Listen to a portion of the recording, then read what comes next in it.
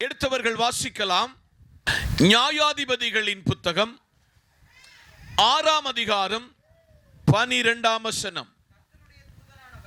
கர்த்தருடைய தூதனானவர் அவனுக்கு தரிசனமாகி, பராக்கிரமசாலியே, கர்த்தர் உன்னோடு இருக்கிறார் என்றார். கண்களை மூடுவோம், ஜெபிப்போம். சேனைகளின் தேவனாகிய எங்கள் நல்ல கர்த்தாவே, வாசித்த வார்த்தை உம்முடையது. வார்த்தையின் மறைப்பொருளை எங்களுக்கு வெளிப்படுத்தி தாரும். சுயமாய் எந்த வார்த்தையும் அடியன் நாவிலிருந்து வராதபடி அடியனை மறைத்து வெளிப்படும். இயேசுவின் நாமத்தில் ஜெபிக்கிறோம் எங்கள் நல்ல பிதாவே, ஆமென். பக்கத்தில் இருக்கிறவங்கள கையை பிடிச்சு சொல்லுங்க, ஹாப்பி நியூ இயர். ஆமென் சொல்லுங்க, ஹாப்பி நியூ இயர். 2 சொல்லுங்க, கர்த்தர் நமக்கு ஒரு புதிய வாக்குத்தத்தத்தை தந்திருக்கிறார். கர்த்தர் நமக்கு புதிய ஒரு வாக்குத்தத்தத்தை தந்திருக்கிறார். கவனிங்க, கிதியோன் என்ற வார்த்தையின் பொருள் என்னவென்றால், the cutter of tree, மரம் வெட்டுபவன் என்று அர்த்தம், அல்லது பராக்கிரமசாலி என்று அர்த்தம். இஸ்ரவேலர்கள் 430 ஆண்டு காலங்கள் எகிப்தில் அடிமையானார்கள். அடிமையான ஜனத்தை விடுவிப்பதற்கு தேவன் அவ்வப்பொழுது சில தலைவர்களை ஏற்படுத்தினது உண்டு. அப்படி முதல் தலைவராகும் இஸ்ரவேலுக்கு இந்த மோசே. மோசேயின் காலத்துக்கு பின்பு ஜனங்கள் கானானை நோக்கி பிரயாணிக்கும் பொழுது அவ்வப்பொழுது இந்த ஜனம் கீழ்ப்படியாமையினாலும் விக்கிரகங்களை ஆராதித்ததினாலும் ஜனம் அடிமைப்பட்டு போனது. அல்லேலூயா, அல்லேலூயா. இந்த நல்ல நாளிலே அப்படி இருந்த இந்த ஜனத்தை மீண்டும் மீண்டும் அடிமைகள் ஆகும் பொழுது புதிய தலைவர்களை தேவன் ஏற்படுத்தி அவர்களுடைய அடிமைத்தனத்திலிருந்து தேவன் விடுவித்து வந்தார். நியாயாதிபதிகளின் 6வது நியாயாதிபதியாகும் இந்த கிதியோன். இந்த கிதியோனுடைய வாழ்க்கையில் தேவன் இந்த அருமையான இந்த நியாயாதிபதி என்ற பதவியை கர்த்தர் தந்த பொழுது ஜனம் மீண்டும் மீண்டும் பாவத்திலும் விக்கிரக ஆராதனையிலும் உட்பட்ட பொழுது ஜனம், இந்த மக்கள் அடிமையானார்கள் மீதியானியர்கள் கையிலே. இவர்கள் 7 ஆண்டுகள் சிறைப்பட்டு போனார்கள். சிறைப்பட்டு போன இந்த மீதியானியர்களின் கைகளிலிருந்து இந்த ஜனத்தை விடுவிப்பதற்கு தேவனாகிய கர்த்தர் ஒருவனை தெரிந்து கொண்டார். அவன் பெயர்தான் கிதியோன். இந்த கிதியோனை பார்த்து சொன்ன வார்த்தை தான் இன்றைக்கு நாம் வாசித்த வசனம். எல்லாரும் இந்த வசனத்தை நீங்கள் மனப்பாடம் செய்ய வேண்டும். பராக்கிரமசாலியே, கர்த்தர் உன்னோடு கூட இருக்கிறார். இந்த கிதியோனோடு சொன்ன ஆண்டவர் 2024ஆம் ஆண்டின் முதல் நாளில் முதல் மணித்துளிகளுக்குள் இருக்கிற உங்களையும் என்னையும் பார்த்து சொல்லுகிறார், பராக்கிரமசாலியே. அல்லேலூயா. நீங்களும் நானும் ஒரு பலனற்றவர்களாக 2023 இருந்திருக்கலாம். எடுத்ததெல்லாம் தோல்வி மேல் தோல்வி என்று வாழ்க்கையை கொண்டு ஏன் இந்த ஆண்டு எனக்கு வந்ததென்று கேள்விக்குறியோடு கடந்த ஆண்டை நீங்கள் விட்டு இந்த 2024ஆம் ஆண்டுக்குள் நீங்கள் பிரவேசிக்கும் பொழுது அதைவிட மோசமா இருக்குமோ என்று ஒரு எண்ணத்தோடு இந்த இடத்துல உட்கார்ந்திருக்கலாம். ஆனால் கர்த்தர் இந்த 2024 ஆண்டு இந்த சத்தத்தை கவனிக்கிற உங்களை பார்த்து சொல்லுகிறார், நீங்கள் பராக்கிரமசாலிகள். ஆமென் சொல்லுங்க. நீங்கள் யார்? பராக்கிரமசாலி. பராக்கிரமசாலியே, கர்த்தர் உங்கூட இருக்கிறார் இந்த ஆண்டு என்று ஆவியானவர் திருவுள்ளம் பற்றுகிறார். சில காரியங்களை தேவ பாதத்தில் காத்திருந்த பொழுது பரிசுத்த ஆவியானவர் தன் ஜனத்திற்கு தந்த தேவ வார்த்தையாகும். நீங்கள் வாசித்த நியாயாதிபதிகளின் புத்தகம் 6ஆம் அதிகாரம் அதனுடைய 12ஆம் வசனம் ஒரு சில காரியங்களை உங்களுக்கு தெளிவுபடுத்தி இந்த வார்த்தையை உங்கள் கரங்களிலே கடந்து சென்று நீங்கள் இந்த வாக்குத்தத்தத்தை சுதந்திரித்துக் கொள்ள ஜெபத்தோடு நிற்கிறேன். வாசிக்கலாமே. நியாயாதிபதிகளின் புத்தகம் 5ஆம் அதிகாரம் 31ஆம் வசனம். கர்த்தாவே, உம்மை பகைக்கிற யாவரும் இப்படியே அழிய கடவர்கள், அவரில் அன்பு கூறுகிறவர்களோ நல்ல கவனிங்க. தெபோரா என்ற ஒரு அருமையான தாயார், அவர்களை குறித்து வேதம் சொல்லுகிறது, இஸ்ரவேலை ஆண்ட ஒரு நியாயாதிபதி. 40 ஆண்டு காலங்கள் இஸ்ரவேலை தெபோரா என்ற ஒரு நியாயாதிபதி ஆண்டார்கள். ஜனம் சமாதானமாய், ஜனம் தெய்வத்தோடு நடந்தது. ஆனால் நடந்த ஜனம் தெய்வத்தை மறந்து போனது, தேவ சமூகத்தை விட்டு அகன்று போனது. ஆண்டின் ஆரம்பத்தில் எல்லாருடைய வாழ்க்கையிலையும் ஜெபம் இருக்கும், வேத வாசிப்பு இருக்கும், பரிசுத்தம் இருக்கும். ஆனால் 2-3 மாதம் கழிந்தால் ஜெபமும் இல்லை, ஆராதனையும் இல்லை, பரிசுத்தமும் இல்லாத ஒரு நிலையில் விசுவாசிகள் மாற்றப்படுவது எல்லா வருடங்களிலும் நாம் பார்க்கிற ஒரு நிதர்சனமான உண்மை. 40 ஆண்டு காலங்கள் தெபோராவின் காலத்தில் ஜனம் தேவனோடு ஐக்கியப்பட்டது, தேவ வசனத்துக்கு கீழ்ப்பட்டது. இந்த ஜனத்துக்குள்ளே சமாதானம் இருந்தது. பின்பு மறுபடியும் தேவனுக்கு பிரியமில்லாத வாழ்க்கை வாழ்ந்ததாக இந்த இஸ்ரவேலர்களை நாம் திருவசனத்திலே பார்க்கலாம். நியாயாதிபதிகள் 6ஆம் அதிகாரம் 1ஆம் வசனத்தை ஒருவருக்கு வாசிக்கலாமே. பின்னும் இஸ்ரவேல் புத்திரர் கர்த்தரின் பார்வைக்கு, நல்ல கவனிக்கணும், கர்த்தரின் பார்வைக்கு பொல்லாதவைகளை செய்தார்கள். அப்பொழுது கர்த்தர், எல்லாரும் கவனிக்கணும் ப்ளீஸ், கொஞ்சம் கவனமா இது கேட்கணும். தெபோராவின் காலத்தில் ஜனம் சமாதானமாய் வாழ்ந்தது, ஜனத்துக்குள்ளே ஒரு பரிசுத்தம் இருந்தது, ஜனத்துக்குள்ளே தேவனை ஆராதிக்கிற ஆராதனை இருந்தது. ஆனால் தெபோராவின் காலம் கழிந்த பின்பு தேவன் கிதியோனை தேவனுடைய கனமான பணிக்காக ஒரு நியாயாதிபதியாய் தெரிந்து கொண்ட பொழுது ஜனம் என்ன கெட்டு போச்சு? சீர்கெட்டு போனது.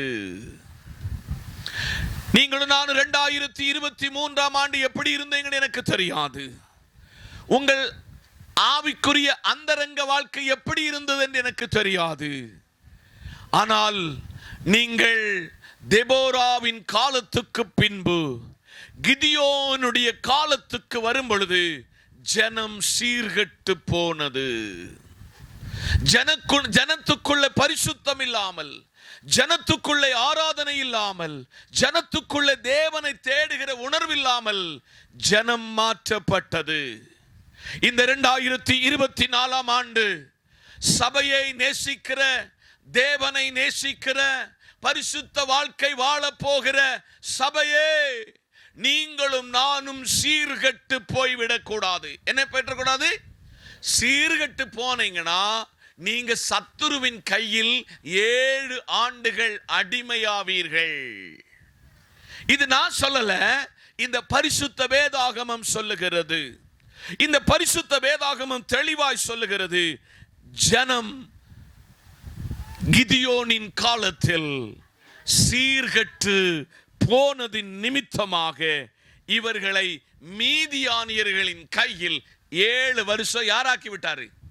அடிமையாக்கி விட்டார். இந்த நல்ல காலை வேளையில பராக்கிரமசாலியே, கர்த்தர் உங்கூட இருக்கிறார். உங்கூட கர்த்தர் இருக்கணும்னா நீ அடிமையாய்விடக் கூடாது. நீ தெய்வத்தை மறந்து விடக்கூடாது. தேவன் இல்லாத வாழ்க்கை வாழக்கூடாது. வாழ்வாயானால் இந்த மீதியானியர்களின் கைகளில் இஸ்ரவேலரை 7 வருஷம் அடிமையாக்கி விட்டார் ஆண்டவர். அடிமையாயிருந்த ஜனத்தை பரிதபிக்கிற ஒரு ஆண்டவர். ஐயோ, மோசையின் காலத்தில் 430 ஆண்டு காலங்கள் என் ஜனம் அடிமையாயிருந்ததே, என் ஜனத்துக்குள்ளே தேவன் இல்லாமல் போய்விட்டாரே, தேவனுடைய வசனம் இல்லாமல் போயிற்றே, ஆராதனை இல்லாமல் போயிற்றே என்று தண்ணீரிலிருந்து இழுக்கப்பட்ட மோசையை கர்த்தர் அழைத்து அந்த ஜனங்களை விடுவித்து கானானுக்குள் கொண்டு போனார். இந்த வழிநடுக பிரயாணத்தில் கர்த்தர் தீர்க்கதரிசிகளுக்கு பின்பு தேவன் நியாயாதிபதிகளை ஏற்படுத்தினார். அவர்கள் காலத்திலும் என் ஜனம் அடிமைப்பட்டு போய்விட்டது. போன வருஷத்துல நம்ம வாழ்க்கையில எங்கெல்லாம் நாம் அடிமைப்பட்டோம்? வாய் அதிகம் பேசி, பொய் அதிகம் பேசி, தேவனுக்கு பிரியமல்லாத நடக்கை நடந்து நம் வாழ்க்கையில் அடிமைப்பட்டு விட்டோம். சகோதரா, சகோதரி, நீ அடிமைப்படுவாய், ஆனால் 7 ஆண்டுகள் நீ அடிமைத்தனத்தில் இருப்பாய் என்பதை நீ மறந்துவிடக் கூடாது. வேதம் தெளிவாய் சொல்லுகிற 7 ஆண்டு காலங்கள் மீதியானியர்களின் கைகளில் இஸ்ரவேலர்களை கர்த்தர் அடிமைகளாக்கி விட்டார். ஆனால் ஆண்டவர் பரிதபித்து ஒரு கிதியோனை எழுப்புகிறார். ஆமென் சொல்லுங்க. உங்களை இந்த புதிய ஆண்டில் ஒரு கிதியோனாக கர்த்தர் எழுப்ப விரும்புகிறார். வாசிக்கலாமே. நியாயாதிபதிகள் 6:11. அதற்கு பின்பு கர்த்தருடைய தூதனானவர் வந்து அபியேசியனாகிய யோவாசின் ஊராகிய ஒப்ராவில் இருக்கும் ஒரு கர்வாலி மரத்தில் உட்கார்ந்தார். அப்பொழுது அவருடைய குமாரன் கிதியோன் கோதுமையை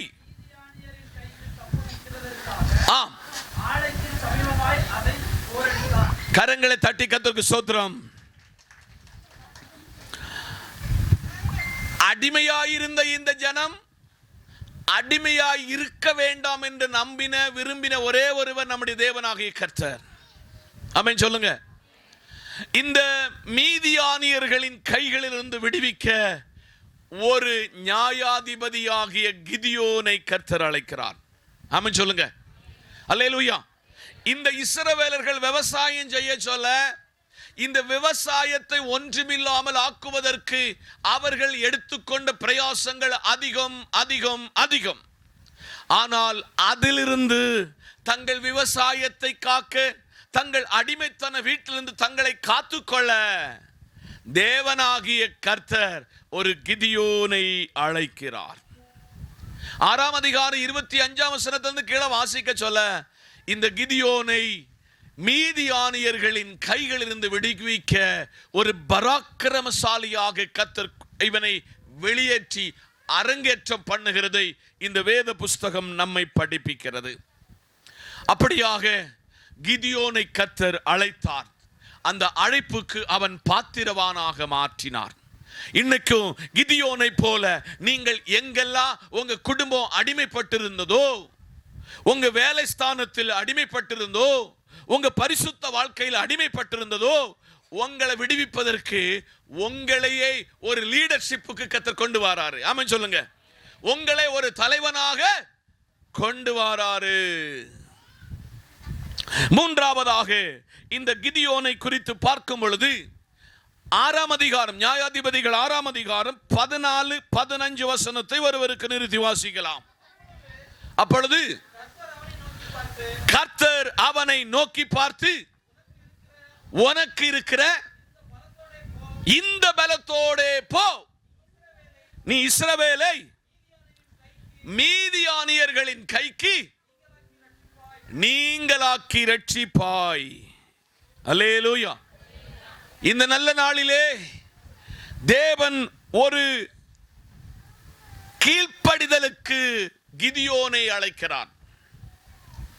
கிதியோனே, நீ பயப்படாத, நீ இஸ்ரவேலுக்கு ஒரு நியாயாதிபதி, நீ ஒரு பராக்கிரமசாலி, நான் உங்கூட இருக்கிறேன் என்று உனக்கு வாக்குத்தத்தம் சொல்லி இருக்கிறேன். நீ இந்த மீதியானியர்களின் கைகளில் இந்த ஜனத்தை விடுவிப்பதற்கு நீ கர்த்தர் பாதத்தில் நான் சொன்ன வார்த்தைக்கு கீழ்ப்படிய வேண்டும் என்று சொன்னார். கிதியோன் கீழ்ப்படிந்தானா கீழ்ப்படியலையா? இன்னைக்கு நம்ம வாழ்க்கையில கீழ்ப்படிதல் என்ற வார்த்தைக்கு நமக்கு என்னதே இல்லை, சம்பந்தம் இல்லை. நீங்க எங்கெல்லாம் கீழ்ப்படியணும்னு பைபிள் சொல்லுதுன்னா, உங்க வாழ்க்கையில சபை என்கிற இந்த தேவ சமூகத்திற்கு நீங்கள் கீழ்ப்படிய வேண்டும். வேத வார்த்தைக்கு கீழ்ப்படிய வேண்டும். நீங்கள் தொழில் செய்கிற இடத்தில் உங்கள் எஜமானனுக்கு கீழ்ப்படிய வேண்டும்.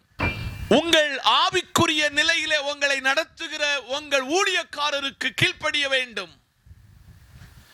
நீங்க வேலைக்கு போகிற உங்க எஜமானனுக்கு கீழ்ப்படிய வேண்டும் என்று ஒவ்வொரு கீழ்ப்படிதலை குறித்து இந்த வேத புஸ்தகம் படிப்பிக்கிறது.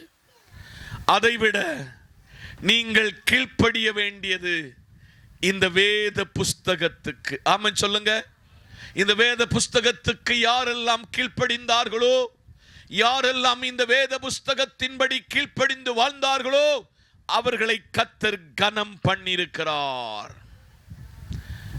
கிதியோன் தேவனுடைய பாதத்தில் இந்த காரியங்களுக்கு கீழ்ப்படிந்தான். ஆமென் சொல்லுங்க. ஒரு பெரிய உத்தரவாதத்தை, ஒரு பெரிய பொறுப்பை பரிசுத்த ஆவியானவர் கிதியோன் கையிலே அந்த கீழ்ப்படிதலுக்கு பின்பு கர்த்தர் கொடுக்கிறார். 15 வசனத்தை மட்டும் வாசிங்க பார்ப்போம். 6ஆம் அதிகாரம் 15. அதற்கு அவன், என் ஆண்டவரே, நான் இஸ்ரவேலை எதினாலே ரட்சிப்பேன்? இதோ மனாசேயில் என் குடும்பம் ஆனவர். கிதியோன் கையிலே அந்த கீழ்ப்படிதலுக்கு பின்பு கர்த்தர் கொடுக்கிறார். 15 வசனத்தை மட்டும் வாசிங்க பார்ப்போம். 6ஆம் அதிகாரம் 15. அதற்கு அவன், என் ஆண்டவரே, நான் இஸ்ரவேலை எதினாலே ரட்சிப்பேன்? இதோ மனாசேயில் என் குடும்பம் எளியது, என் தகப்பன் வீட்டில் நான் எல்லாரிலும் கரங்களை தட்டி. கர்த்தர் இவனை அழைக்க சொல்ல ஒரு பெரிய பிரசன்ஸோடு அழைச்சாரு. ஆமென் சொல்லுங்க. பராக்கிரமசாலி என்ன சொல்லுங்க. ஆனா இவன் உண்மையை ஒத்துக்கொள்ளுகிறான். ஆமென். மனாசேயில என் குடும்பம் என்னது? நம்ம குடும்பத்தை பெருமை சொன்னோம்னா எங்களுக்கு இருந்த தோப்பு என்ன, எங்களுக்கு இருந்த எவ்வளவு ஆடு மாடுகள், எங்க அப்பாவுல கையில 10 விரல்னா 11 விரலில் என்ன போட்டிருப்பாரு? மோதிரம் போட்டிருப்பாரு. எங்க அம்மா இங்க இருந்து இங்க வர என்ன செய்ய போட்டிருப்பா? வளையல் போட்டிருப்பா. எங்க அப்பா நான் பிறந்த உடனே பணத்துல தான் என்ன படுக்க போட்டாரு. சகோதரா, சகோதரி, பராக்கிரமசாலியே என்று அழைத்த ஆண்டவர், பராக்கிரமசாலியே என்று அழைத்தவர், நான் உங்கூட இருக்கிறேன் என்று சொன்னவர் தன்னுடைய உண்மையை ஒத்துக்கொள்ளுகிறான். யாரெல்லாம் உங்க உண்மையை ஒத்துக்கொள்ளுகிறீங்களோ நீங்க ஊர்ல பெரிய ஆளாவீங்கன்னு சொல்லி இந்த பைபிள் சொல்லுது. அந்த வசனத்தை மறுபடியும் வாசிக்கணும். அதற்கு அவன், என் ஆண்டவனே, நான் இஸ்ரவேலை எதனால ரட்சிப்பேன்? இதோ மனாசேயில் என் குடும்பம் ரொம்ப எளியது, என் தகப்பன் வீட்டில் எல்லாரிலும் சரியவன். குடும்பத்து பெருமையெல்லாம் ஒதுக்கி வச்சிருங்க, படிப்பெல்லாம் எடுத்து ஓரம் கட்டிருங்க, அழகெல்லாம் ஓரம் கட்டிருங்க. எவன் ஒருவன் தன்னை தாழ்த்துகிறானோ அவன் கையில ஒரு உத்தரவாதத்தை கர்த்தர் ஏப்பிப்பாரு. இந்த ஆண்டுல சபையில் இருக்கிற இந்த சத்தத்தை கேட்கிற உங்ககிட்ட ஒரு பெரிய பொறுப்பை கர்த்தர் கொடுக்க போகிறாரு. விசுவாசிக்கிறவர் ஆமென் சொல்லுங்க. உங்களை, உங்க குடும்பத்தை மாத்திரம் அல்ல, உங்களை சார்ந்தவர்களை கர்த்தர் ரட்சிக்க வைக்க போகிறார். நீங்க ஒரு சாதாரண மனுஷன் இல்லை. இந்த 2024 பராக்கிரமசாலி. சொல்லுங்க, யாரு? பராக்கிரமசாலி. ஆனா பராக்கிரமசாலி ஆகணும்னா தன்னை தாழ்த்த வேண்டும்.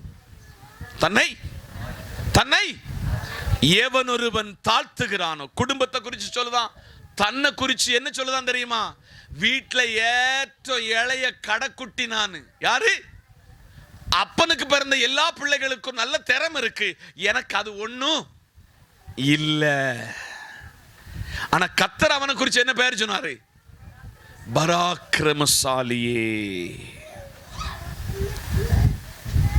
இந்த நல்ல நாளிலே 2 கொரிந்தியர் 12ஆம் அதிகாரம் அதனுடைய 9ஆம் வசனத்தையும் மறுபடி அந்த 6ஆம் அதிகாரம் 14ஆம் வசனத்தை வாசிங்க. 2 கொரிந்தியர் 12:9. அதற்கு அவர், என் கிருபை உனக்கு போதும், பலவீனத்திலும் என் பலம். கரங்களை தட்டி எங்க உங்களை தாழ்த்துகிறீங்களோ கர்த்தர் சொல்றார், என் கிருபை உனக்கு போதும். பலவீனத்தில், என்னதுல பலவீனத்தில் என் பலன் உனக்கு பூரணமாக விளங்கும்.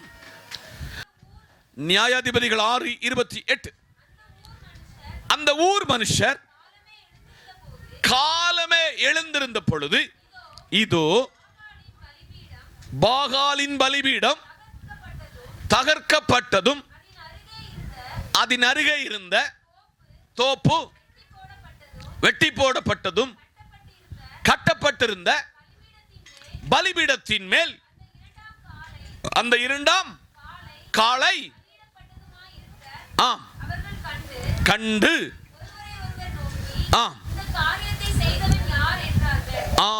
நல்ல புரிந்து கொள்ளுங்கள். அடுத்தபடியாக பராக்கிரமசாலி ஆகணும்னு சொன்னா விக்கிரகங்களுக்கு எதிர்த்து நிற்கணும். என்னதுக்கு? விக்கிரகங்களுக்கு. அப்பங்காலத்துல விக்கிரக பலிபீடங்களை கட்டினான். ஆனால் கிதியோன் காலத்தில் வந்த பொழுது என்ன சம்பவித்ததென்றால், பரிசுத்த வேதாகமம் சொல்லுகிறது, கிதியோன் பலிபீடங்களை உடைத்தெறிந்தான். ஆமென் சொல்லுங்க. இன்னைக்கு உங்களுக்குள்ள எனக்குள்ள சில அந்நிய தெய்வத்தினுடைய ஆதிக்கமும், அந்நிய தெய்வத்தினுடைய கலாச்சாரமும், அந்நிய தெய்வத்தினுடைய வழிபாடுகளும் உங்களுக்கு இருக்கிறது என்று ஆண்டவர் பகிரங்கமாய் சொல்லுகிறார். என்னன்னு உங்களுக்கு நல்லா தெரியும். பிள்ளைன்னு சொல்லி ஜோம் பண்ணணும், என்ன கிடைச்சி? ஆனா பிள்ளை பிறந்தா ராத்திரில அழுத உடனே சூட தேங்க வைப்போம் வீட்டுக்கு முன்ன. உங்க வீட்டுக்கு வர சொல்ல யாரு வீட்டுல சூடம் கத்திச்சோ உங்க வீட்டுல கரெக்டா தெரியும். யாரு வீட்டுல எல்லாம் வத்தலும், என்னது வத்தல தீக்குள்ள வச்சா வெடிக்கும், உப்பும் வெடிக்கும், நாரும். பத்தியா பிள்ளை மேல எவ்வளவு கண்ணு விழுந்துட்டு. எவன் ஒருவன் தன் வாழ்க்கையில் கர்த்தர் சமூகத்திலே பலிபீடங்கள் என்கிற சத்துருவின் பலிபீடங்களை தகர்த்தெறிகிறானோ அவன் பட்சத்தில் கர்த்தர். இந்த புதிய ஆண்டு ஒரு புதிய மாற்றத்தை கொடுக்க கர்த்தர் உங்களில் என்னில் விரும்புகிறார். ஆமென், அல்லேலூயா. இப்போ இந்த மீதியானோரோடு, அமலேக்கியரோடு, கிழக்கத்திய புத்திரரோடு கிதியோன் ஒரு யுத்தத்தில் இறங்குகிறான். நம்ம ஊர்ல ஒரு பழமொழி சொல்லுவாங்க, பாம்பு அடிக்கிறதுக்கு ஆளு கூடுனா என்ன செய்யாது, பாம்பு சாகாது. பழமொழி கேட்டிருக்கீங்களா? ஆளு கூடுனா பாம்பு சாவாது. அங்கபடி இங்கபடினா அது சூத்திரத்தில் வேற வழியே போயிடும். இந்த நல்ல கால வேளையிலே மீதியானையரையும் அமலேக்கியரையும் கிழக்கத்திய புத்திரர்களையும் இந்த இடத்திலிருந்து விடுவித்துக் கொள்வதற்கு தேவன் யுத்தத்துக்கு கொஞ்சம் இஸ்ரவேலர்களை கிதியோன் உருவாக்குகிறான். யாரை உருவாக்குகிறான்? கிதியோன் உருவாக்குகிறான். அப்ப அவனுக்கு நல்லா புரிஞ்சு போச்சு, ஆளு கூடுனா என்னது ஆகாது, பாம்பு ஆளு கூடுனா யுத்தத்தில் நம்ம என்ன செய்ய முடியாது, வெற்றி பெற முடியாது. அதற்கு ஒரு தந்திரத்தை அவன் பயன்படுத்தினான். எவனெல்லாம் தண்ணிய நாய மாறி நக்கி குடிக்கிறானோ அவன் மாத்திரம் யாருக்கு வந்தா போதும், என் கூட யுத்தத்துக்கு வந்தா போதும். ஆமென் சொல்லுங்க. உங்களுக்கு பார்க்க சொல்ல ஒரு ஆச்சரியமா இருக்கு, அப்படித்தானே? நீங்களும் நானும் ஒரு பெரிய பலமான கூட்டத்தை தான் வச்சுதான் நம்மளை விடுவிப்பார்னு நம்ம நினைப்போம். ஆனால் அமலேக்கியரை, மீதியானியர்களை விடுவிப்பதற்கு கிதியோனுடைய யுத்த தந்திரம் வெறும் 300 பேர். எத்தனை பேர்? 300 பேர். அதை எப்படி செலக்ட் பண்ணோம்னா, நதி கிட்ட கொண்டு விட்டுட்டு கையை பேக்ல கட்டி நாக்க வச்சு யாரெல்லாம் நாய மாதிரி நக்குறாங்களோ அவன் மட்டும் எனக்கு போதும். ஆமென் சொல்லுங்க. அப்படி 300 பேரை தெரிவு செய்தான். அந்த யுத்தத்தில் இந்த மீதியானியரையும் அமலேக்கியரையும் கிழக்கத்திய புத்திரர்களையும் இந்த புதிய ஆண்டு ஒரு புதிய மாற்றத்தை கொடுக்க கர்த்தர் உங்களில் என்னில் விரும்புகிறார். ஆமென், அல்லேலூயா. நேசகுமாரனாகிய கர்த்தாவே, வார்த்தை அனுப்பினீங்க, வார்த்தையின்படி நிலைத்திருக்க கிருபித்தாரும். இந்த கிறிஸ்து எதற்காக வந்தார் என்பற ஒரு மெய் சாட்சியை எங்களுக்கு தந்து வெளிப்படுத்தினதற்காய் ஸ்தோத்திரம். இயேசுவின் நாமத்தில் ஜெபிக்கிறோம் எங்கள் நல்ல பிதாவே, ஆமென். ஆசீர்வாதம் நம்முடைய கர்த்தரும் இரட்சகருமாயிருக்கிற இயேசுவினுடைய கிருபை, பிதாவின் அன்பு, பரிசுத்தாவின் ஐக்கியமும் நாம் அனைவரோடு கேட்ட தேவ வார்த்தையோடும் சகல பரிசுத்தவான்களோடு தேவ கிருபை இன்றும் என்றும் சகல நாட்களில் நிலைத்திருப்பதாக. ஆமென். ஆத்துமாவே என் முழுமை பரிசுத்த நாமத்தை ஸ்தோத்திரி. என் ஆத்துமாவை கர்த்தரை ஸ்தோத்திரி, கர்த்தர் செய்த சகல உபகாரங்களை மறவாதே. ஆமென்.